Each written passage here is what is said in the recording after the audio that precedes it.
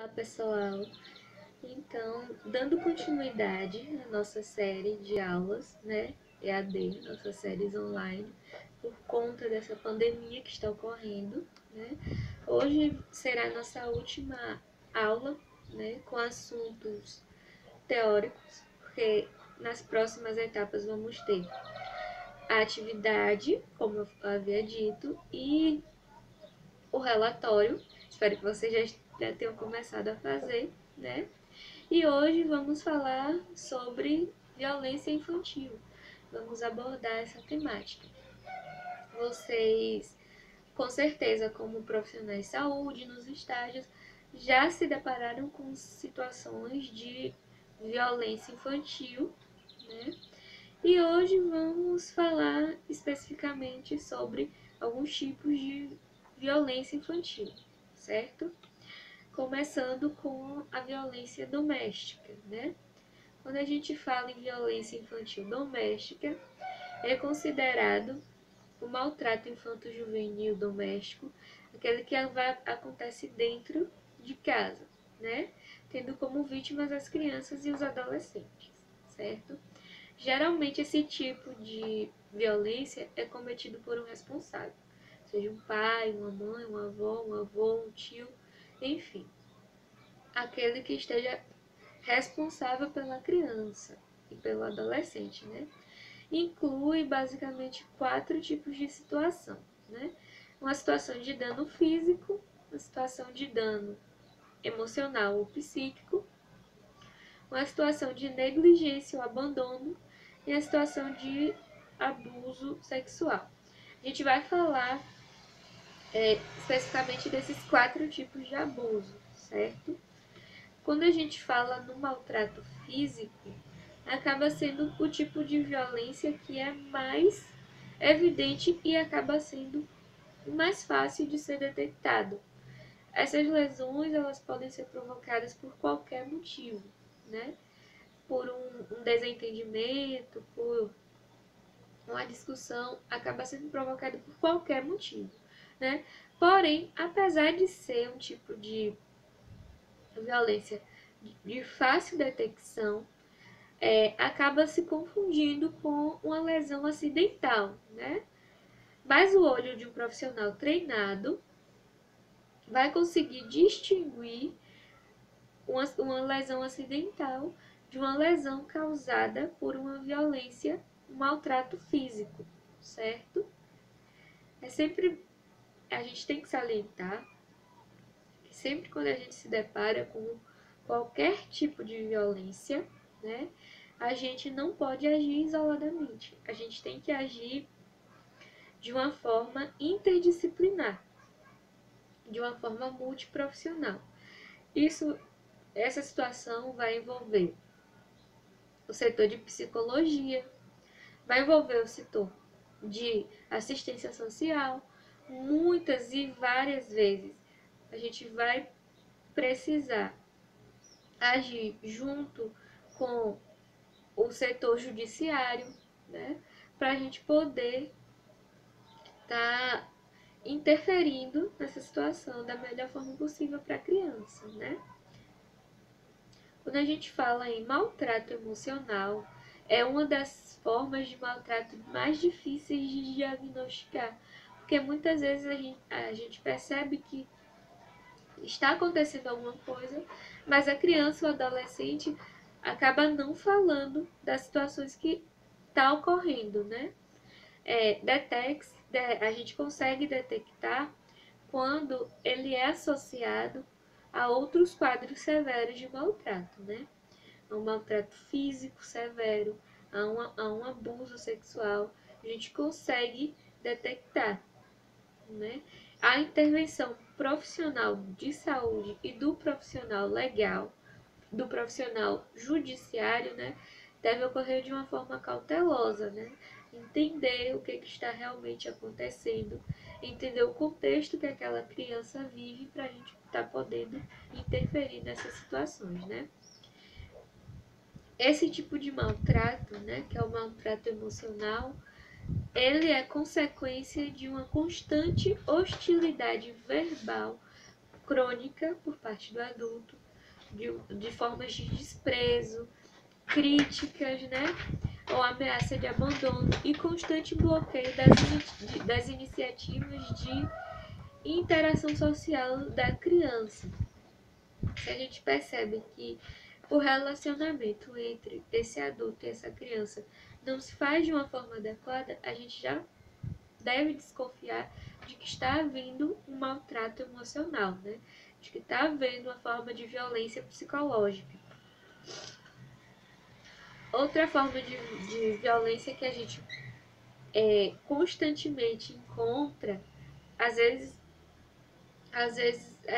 a gente pode pensar até que não, que é apenas uma coisa de criança, é normal de adolescente, mas a gente tem que ter cuidado, tem que ter essa sensibilidade para poder observar de fato é o bullying. O bullying, eles são atos de violência tanto física quanto psicológica, né? E são intencionais, né?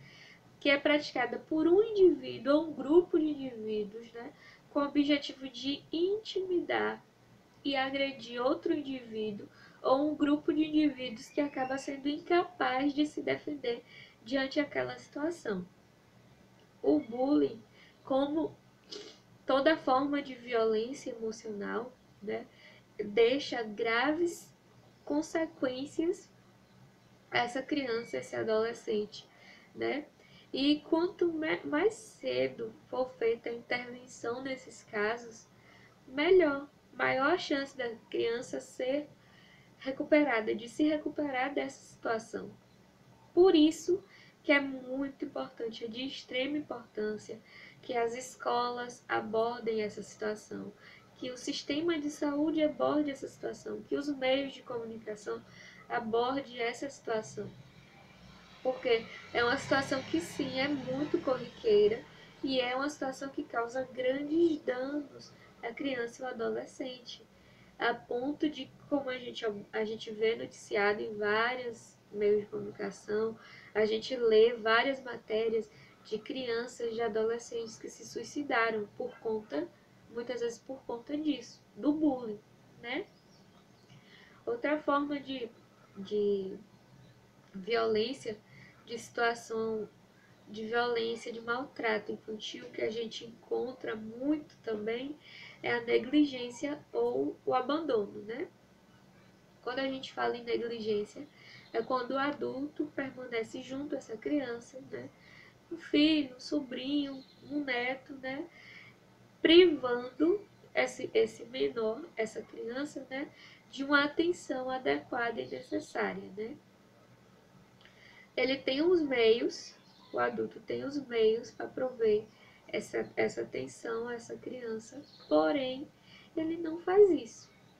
Ele deixa de fornecer essa atenção adequada e necessária a essa criança. Nós, profissionais de saúde, acabamos nos deparando com essa situação porque chega em determinados pontos que a criança precisa ir a um hospital, precisa ir a uma unidade de saúde para receber determinados cuidados e a gente consegue perceber que está havendo alguma forma de negligência, que está havendo alguma forma de abandono. A gente consegue perceber também quando por meios, né, principalmente profissionais da atenção básica, quando por meios das visitas domiciliares, a gente percebe que aquela casa que aquela criança mora não está no nível adequado de higiene. Então, a criança encontra-se sozinha em casa por diversas vezes que a gente for fazer essa visita domiciliar. Então, são situações que a gente consegue perceber. E mais uma vez, eu ressalto que a gente precisa agir de forma interdisciplinar. A gente precisa agir junto com outros profissionais, né? Profissionais de psicologia, profissionais de assistência social, profissionais do judiciário para poder tirar a criança dessa situação, né? E esse tipo de maltrato, né, o abandono, a negligência, pode provocar quadros de desnutrição severa, né? Descuido frente a situações perigosas, acidentes frequentes que podem ocorrer, imunização, a vacina, né, tá incompleta, deserções escolares. Então isso acabam sendo mais sinais de que está ocorrendo maltrato, de que está ocorrendo negligência por parte dos responsáveis por essa criança, né? Outro tipo de violência que ocorre, que a gente, como profissional de saúde, acaba se deparando bastante, né? Principalmente em crianças do sexo feminino. É o abuso sexual, né? É uma das formas mais graves de abuso, de maltrato infantil. A gente tem que estar atento a essas situações, né? E é importante lembrar que qualquer tipo de aproximação inadequada que aconteça entre menores de diferentes etapas evolutivas, né? E o uso de algum tipo de coerção físico ou emocional também se considera um abuso sexual. Então, o abuso não é só por parte de adulto, criança, né? Acaba ocorrendo situações entre adolescente, criança, criança e criança, que a gente tem que observar, analisar, né? A nossa parte como profissional de saúde é tratar da melhor forma possível essa criança e, mais uma vez, como eu falei, agirmos, né, de forma interdisciplinar, né? Junto com assistência social, psicologia, judiciário, para tirar a criança dessa situação, né? Com relação às sequelas, né, a gente acabou que falou um pouco das sequelas que podem ocorrer, mas os maltratos na infância deixam sequelas no desenvolvimento emocional das vítimas e se tornam praticamente irreversíveis quando o maltrato for crônico. Por isso, né, que, como eu havia falado para vocês, quanto mais cedo a gente conseguir abordar essa criança, conseguir reverter esse quadro de maltrato, maiores são as chances dessa criança se recuperar dessas sequelas, né? As sequelas desses tipos de maltrato, a criança acaba se tornando uma pessoa insegura, pode a criança desenvolver quadros de depressão, né? E isso acaba sendo grave, a abordagem tem que ser uma abordagem muito mais incisiva nesses casos, né? A reabilitação de uma criança, de um adolescente que sofre um maltrato, né? Que sofre um tipo de violência desses casos, né? Os casos de maltrato físico, emocional e a negligência, né? A reabilitação familiar é possível em cerca de 70 ou 75% dos casos. É uma alta taxa de reabilitação, né? E sempre que se cumpram os tratamentos adequados, sempre que o tratamento for feito de uma forma adequada, há uma grande chance de reabilitação, né? Nos casos de abuso sexual, acaba sendo menor essas taxas de reabilitação, né? Porque a gente tem que pensar que a criança não pode haver, não deve haver, na grande maioria das vezes, uma reaproximação entre o agressor e a vítima, né? A prevenção, como eu costumo sempre falar, a prevenção é o melhor remédio, né? Quando a gente fala na prevenção de violência infantil, primeiro que a gente tem que pensar de tudo, né? Redução das gravidezes não desejadas, né? E quando a gente fala de redução de gravidezes não desejadas, a gente tem que pensar em quê? No acesso aos métodos anticoncepcionais, né? E uma educação com relação ao planejamento familiar, né? É muito importante, né? A redução dos níveis nocivos de álcool e uso de drogas ilícitas durante a gravidez, né? Sempre. Isso é uma coisa lógica de se falar, claro. Bom, quando se uma mulher está grávida, nada de ingestão de álcool, nada de ingestão de drogas. Mas a gente tem sempre que estar batendo nessa tecla, né? Quando a gente encontra uma mãe, quando a gente encontra uma gestante, a gente tem sempre que estar batendo nessa tecla, né? Melhorar o acesso aos serviços pré e pós-natal de qualidade. Claro, né? Nas unidades básicas de saúde, tem o programa de puericultura, tem o programa de pré-natal, para que a gente esteja captando essa gestante o mais precocemente possível e também que a gente tenha acesso, a gente tenha um contato com essa mulher ao pós-parto, né? E isso é muito importante para a prevenção da violência infantil, porque essa mulher vai se sentir mais acolhida, né? A gente vai poder ter esse contato maior com essa mulher e poder estar fazendo todo esse suporte. E acaba que quando a gente consegue esse suporte, as situações de violência vão ser cada vez menores, né? Outra coisa, oferecer treinamento para os pais, né, sobre desenvolvimento infantil. Nós tivemos essa aula de desenvolvimento infantil, né, do que ocorre em cada etapa, em cada fase de vida, em cada idade dessa criança, né? Então, vocês podem estar em determinados momentos sentando com esses pais, conversando um pouco a respeito disso, né? Outra coisa, a disciplina sem violência e habilidades para resolver problemas é uma coisa muito importante, né? Quando a gente fala que bater não resolve nada, não resolve determinadas situações, não resolve, né? Nada, na verdade, é justamente isso. Bater não vai resolver. A violência envolvendo crianças em ambientes comunitários, né, na escola principalmente, pode ser prevenida por meio de programas de enriquecimento pré-escolar para uma introdução profissional. Então, é importante que nas escolas abordem essa situação, né? Falem sobre esses tipos de situação. Até mesmo nós, profissionais de saúde, quando a gente vai realizar nossas palestras, né?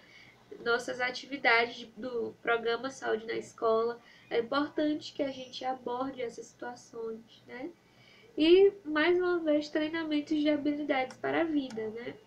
Exercitar sempre em situações de que a gente é muito melhor resolver uma situação dialogando do que partindo para uma agressão, para vias de fato, né? Quando a gente fala em adolescentes, né? A gente tem que prover assistência a adolescentes em alto riscos para completarem a escolaridade, que a gente sabe que a maior taxa de deserção escolar é justamente nessa fase de adolescência, né? Redução da disponibilidade do álcool através da promulgação e aplicação de leis de licenciamento de bebidas, né, impostos e preços. A gente no Brasil já tem uma lei com relação a isso, de que não pode ser feita a venda de bebidas alcoólicas para menores de idade, mas a gente percebe que muitas vezes acaba que tem alguns estabelecimentos que fornecem isso. A gente tem que agir nessas situações, tem que fazer uma conscientização de que nunca pode fornecer bebidas alcoólicas a menores de idade, né? Restringir também o acesso a armas de fogo. Nosso país é um país que tem uma lei severa com relação ao fornecimento de armas de fogo, não só para menores de idade, mas para a população em geral. E isso é bom, porque a gente percebe, a gente lendo, verificando pesquisas, lendo matérias, a gente percebe que o armamento não é a melhor solução, né? A prestação de serviços de visitas domiciliares por nós, profissionais de saúde, né? A famílias onde as crianças estão em alto risco de maltratos. Então, sempre que a gente fizer uma visita domiciliar e a gente perceber que tem uma criança que está em situação de maltrato, a gente vai prestar uma maior atenção, os cuidados maiores, né, dessa família. E a gente tem que estar sempre atento a essas situações, certo? Com relação à violência infantil, né? Alguns dados que a gente pode perceber, né? Segundo a ONU, a Organização das Nações Unidas, apenas 29 dos 192 países reconhecidos pela ONU proíbem todas as formas de castigo físico e humilhante contra crianças em qualquer ambiente, né? Então, a gente percebe que é uma coisa que a gente tem que estar falando, a gente tem que estar tratando, sim. Em mais de 100 desses países, a violência na escola é permitida pelo Estado, né? E 30 ainda aplicam o castigo físico em garotos e garotas em instituições penais, né? É uma coisa que a gente tem que falar mesmo, tem que prestar atenção. Outro tema que a gente vê, a gente pensa que é uma situação que é distante, mas muitas vezes acaba não sendo tão distante assim, é o tráfico de crianças, né? É uma violação do direito humano que afeta hoje pelo menos 1 milhão de crianças, né? Ou seja, é muita criança.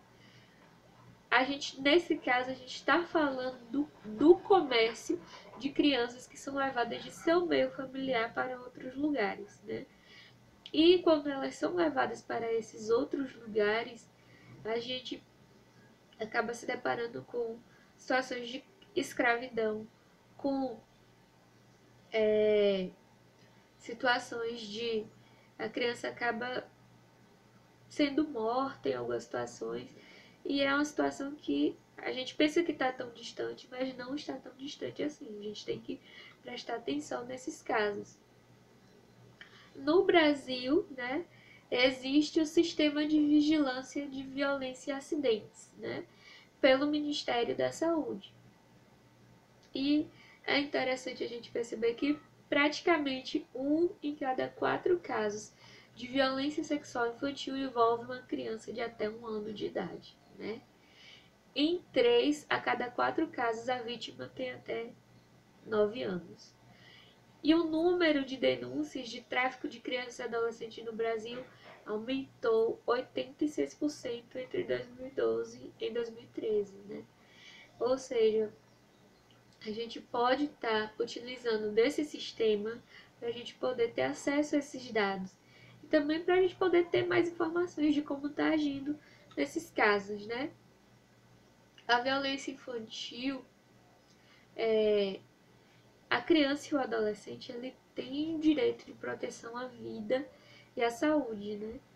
Mediante a efetivação das políticas públicas sociais que permitam o desenvolvimento sadio e harmonioso em condições dignas de existência dessa criança, né? A gente já falou disso praticamente em todas as nossas aulas, tanto presenciais quanto online, que a criança, ela tem esse direito, né? Tem direito à proteção à vida, né? E ao seu desenvolvimento saudável, né? Os agentes promotores de saúde, nós, profissionais de saúde, né? A sociedade em si também é um agente promotor, né, de bem-estar dessa criança, mas nós, especificamente como agentes promotores de saúde, devemos entender a dinâmica do processo, reconhecer e intervir apropriadamente, né? Não existe uma receita de bolo nesses casos. Cada caso é um caso. A gente vai observar, vai analisar e vai intervir, né? Os riscos para as crianças vítimas de violência não são somente físicos, como a gente viu, existe o risco psicológico e emocional também, né? E na quarta-feira, né, como sempre, a gente vai estar tirando nossas dúvidas e nas próximas aulas temos mais 2 encontros ainda. Vamos fazer nossas atividades, né? Vocês vão tirar as dúvidas conforme forem surgindo e o relatório também, né? Vocês vão fazer o relatório com os assuntos que nós abordamos durante nossas aulas, as nossas aulas online, as nossas aulas físicas também, né? E até a quarta-feira.